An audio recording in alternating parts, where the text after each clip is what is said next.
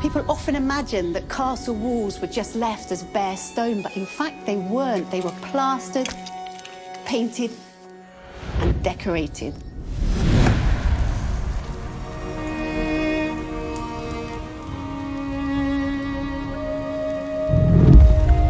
The process of making medieval paint begins in a quarry. This is a sandstone with a really high iron content. In it, we find pockets of ochre. This is iron oxide, like rust, and the ochre is one of the main ingredients in pigment making. First, the ochre is crushed into a fine powder. The finer the particles in paint, the better the paint will be. Once ground up, water is added. Then the mixture is sieved. This is the exact opposite of making pasta at home.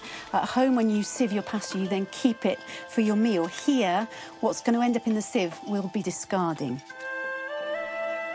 What's needed are the tiny particles suspended in the water. Once it's dry, it's going to look something like this. You can see that all the water has evaporated, leaving just this very fine crust, which will then be ground into the fine pigment which is used to make paint. But ochre's colour palette doesn't end there. If it's heated, something magical happens. Yellow ochre turns red. And heating it for even longer creates a whole spectrum of colours.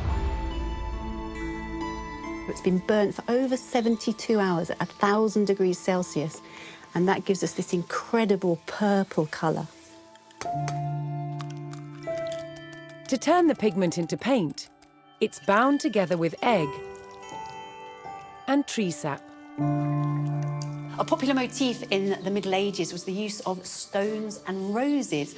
That's where you paint on blocks of stone to make it look like you could afford to pay stonemasons to produce dress blocks of stone and then decorate them with 5-petaled flowers. So, medieval castles were far from the gloomy places we imagine today. They were full of colour and light.